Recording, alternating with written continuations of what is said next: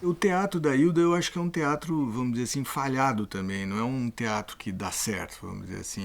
E até hoje, a rigor, não foi testado, porque o que tem muito de teatro da Hilda e que é bem feito e que é bem resolvido são obras que não são teatrais, que são adaptadas para teatro. Por exemplo, a Obscena Senhora Day, uma quantidade imensa de outras obras, Tu Não Te Moves de Ti, muita coisa que ela escreveu em prosa, na verdade, que é prosa de ficção, não tem nada a ver com teatro, que acaba sendo adaptado a teatro e bem sucedido. Agora, o teatro dela, a única peça que teve alguma repercussão foi o Verdugo.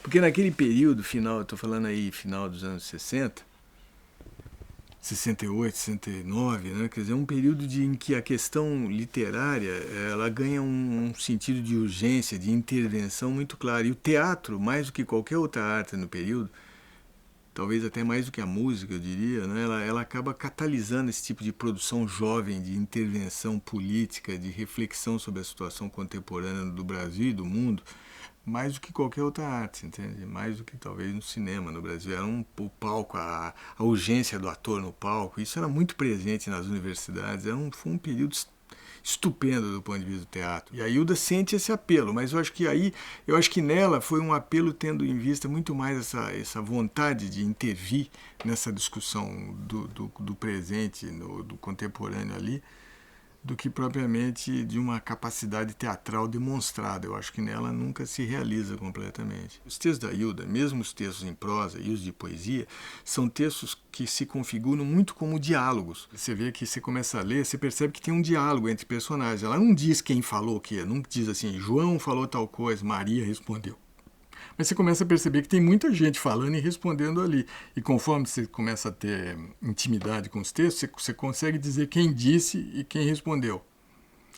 Você consegue disse tal cara e quem respondeu tal cara. Só que, de uma certa maneira, essas personagens vão mudando de cena. Elas vão entrando e vão saindo sem ter nenhuma marcação de cena. Mas seja quem for que apareça ou desapareça, há sempre essa estrutura de tipo dialógica, em que há uma espécie de ação em que a fundamental da ação está distribuído num diálogo entre personagens variáveis. Esse sentido dialógico da ação nela é que eu acho que é nuclear, né, entende? E isso é curioso, porque isso pode dar, talvez, digamos assim, uma base teatral, vamos chamar assim, já que o diálogo seria a base de toda a narrativa, né? Uma base teatral para toda a produção dela. É curioso, ela nunca resolveu, nunca fez um bom teatro, nunca resolveu a literatura no teatro propriamente, mas há uma base qualquer teatral que permeia toda a produção bem sucedida dela, eu diria, sobretudo a poesia e a prosa.